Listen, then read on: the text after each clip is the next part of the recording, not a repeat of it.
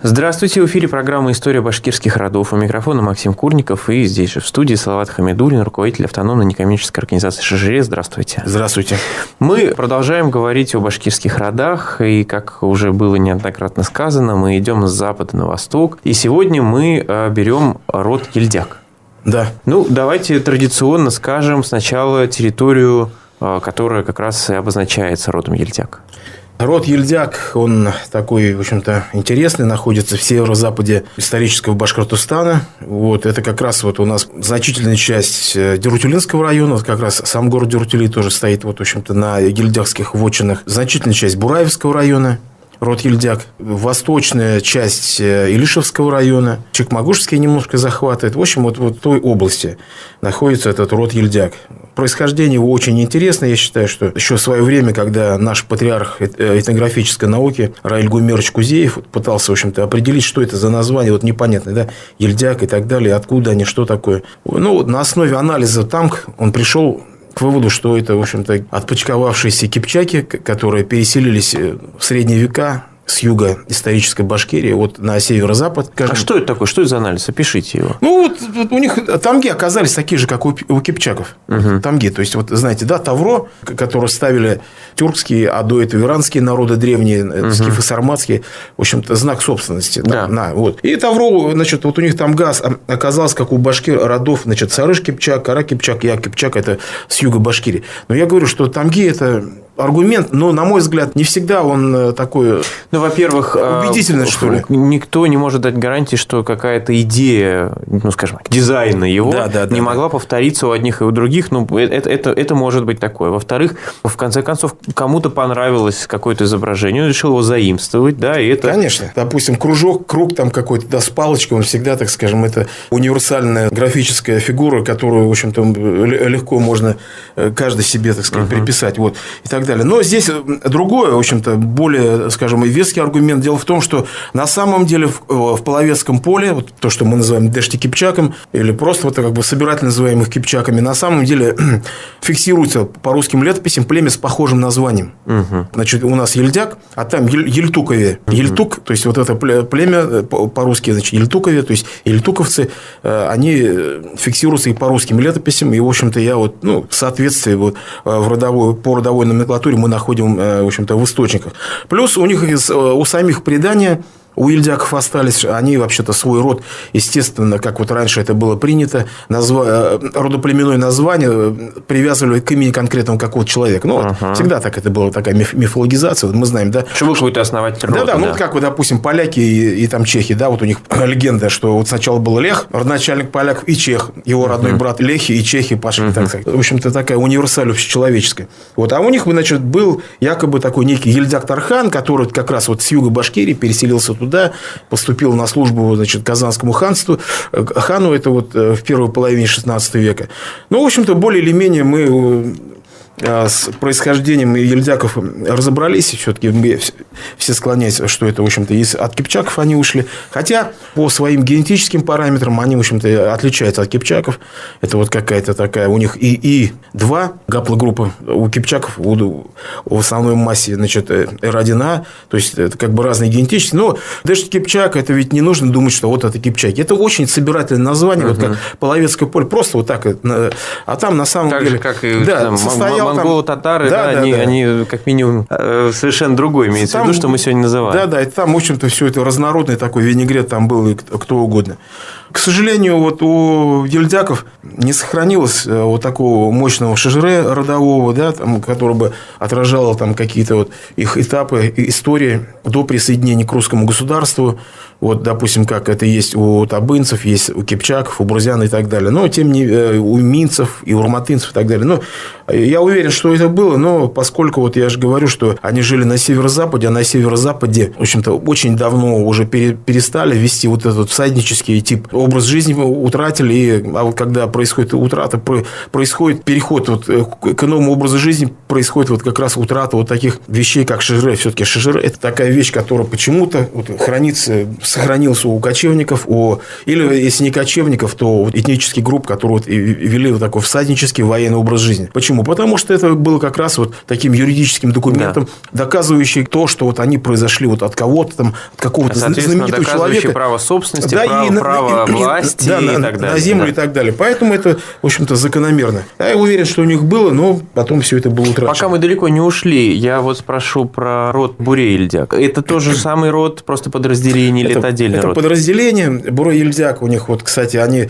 взяли за вот Бураевский район, где сейчас вот, само Бураево, самое крупное ельдякское село. Вот райцентр сначала было, это ельдякская деревня Бураево, потом она сейчас разрослась, стала райцентром и дало название Бураевскому району.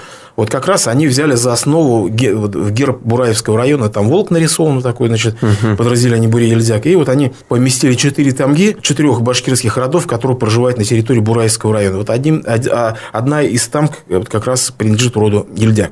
Ну, а говоря об экономике этого рода, что известно, вот, начиная со средних веков и до начала, в общем, 20 века? По вот источникам, которые мы имеем по ельдякам, а мы вот самые ранние имеем где-то 30-е годы 17 века, вот все это самое раннее, что вот нам удалось найти, довольно-таки древний, да, вот даже по американским масштабам это вообще там какая-то древность, да, 30-е годы 17 века. Ну да.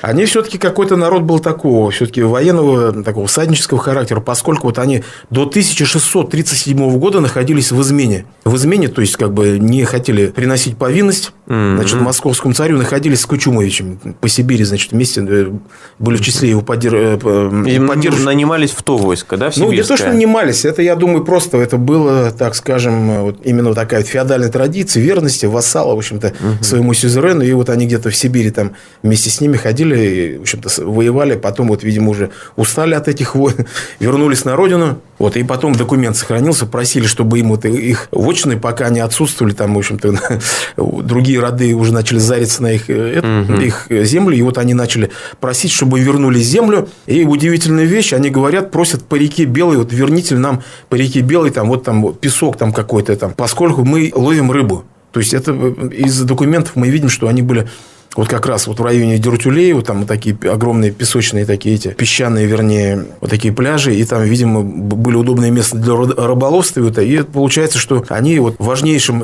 скажем, их промыслом вот именно было рыболовство, вот в отличие от других, скажем, башкирских родов, да, которые... Хотя там и названия некоторые связаны с рыбалкой. Да, хоть хотя и так, да, вот. А это вот это удивительно. Они были рыболовами, плюс уже в более близкие для нас времена, уже в 19 веке они очень мощно занимались земледелием, и вот даже вот если вы приедете в Бураево, вам обязательно покажут дом местной знаменитости Шарафи Хамидов или Шарафи Бай.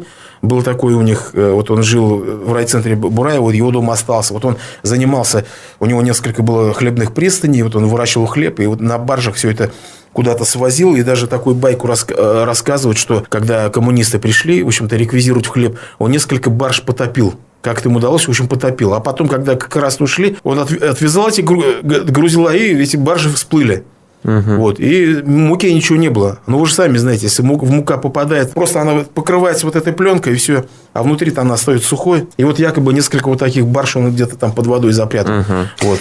Ну, вот если говорить об этнониме, вы уже сказали, что сами они ведут от имени какого-то. Но есть ли какие-то другие версии происхождения этого этнонима, ну, которые бы попытались перевести или дать какое-то значение этому слову? Нет, там никак не переводится. Там единственное то, что понятно, что какой-то древний, видимо, возможный антропоним, последняя, значит, частица дяк, да, там Буздяк. А Буздяк, мы знаем, значит, это имя как раз вот другой род, о котором будем рассказывать, старшина рода Канглы.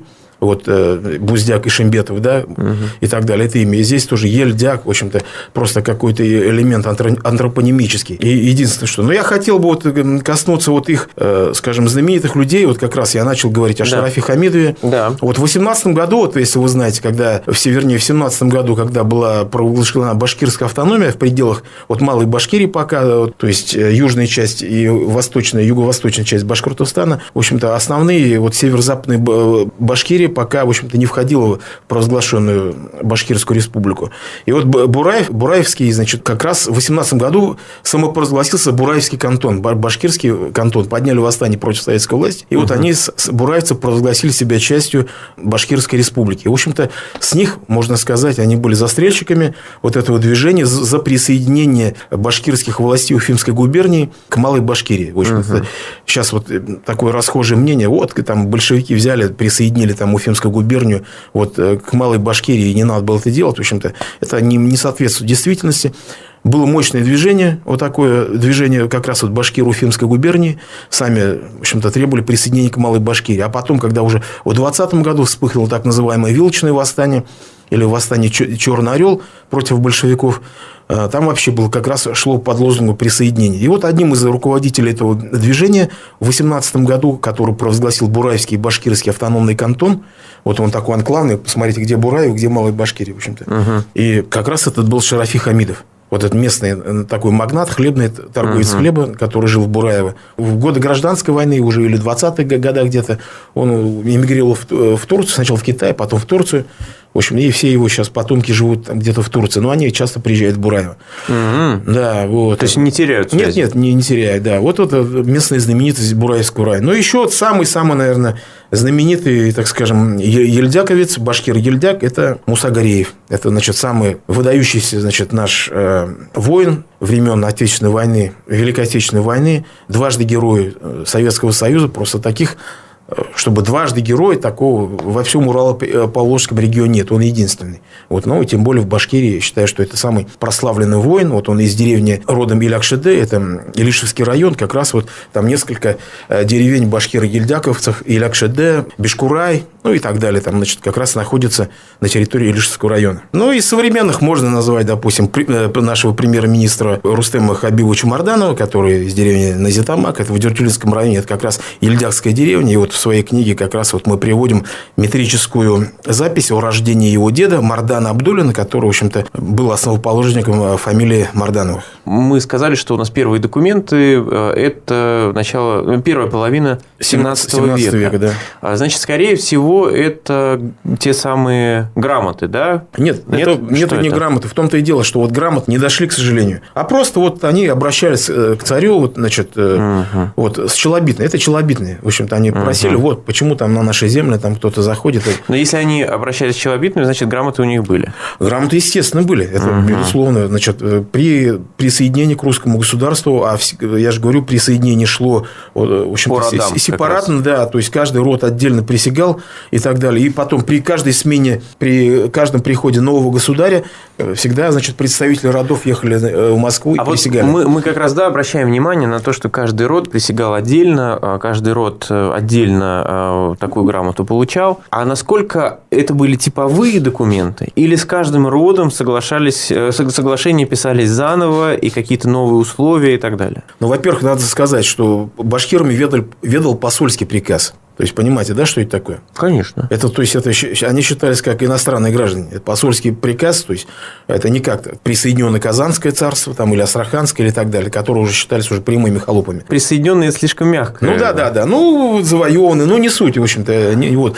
У Башкирии немножко был другой статус, договорной статус, и, в общем-то, ими ведал посольский приказ. И в посольском приказе вот и дьяки сидели. Мы говорим о 17 веке. Да, 17 веке, начале 17 века, когда вот выдавались вот эти оберегательные грамоты там, или что-то, вот там вся поднималась вот эта переписка, и, естественно, с каждым родом, возвращаясь к вопросу, не было такого типового какого-то договора, все там было индивидуально, там смотрелось, как они себя вели там, значит, по отношению к Кучумовичам и так далее, и так далее, и так далее. Некоторые ведь роды в Урале вообще не получили вотчинного права за, так сказать, свое сотрудничество с ханом Кучумовым и Кучумовичами. Вот.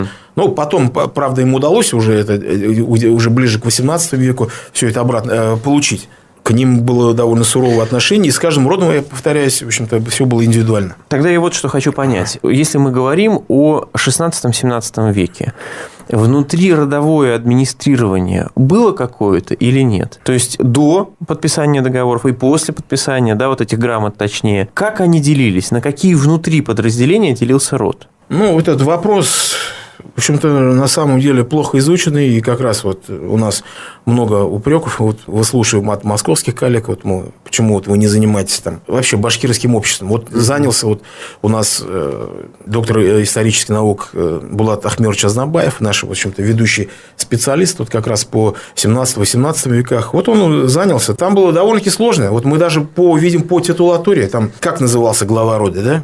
Вот тоже вот вопрос. Мы же старшины-то пошли уже во второй половине 18 века, а до этого как? Скажем, в туземных источниках, то есть местных источниках мы видим, что глава рода назывался, вернее, волость Ага назывался.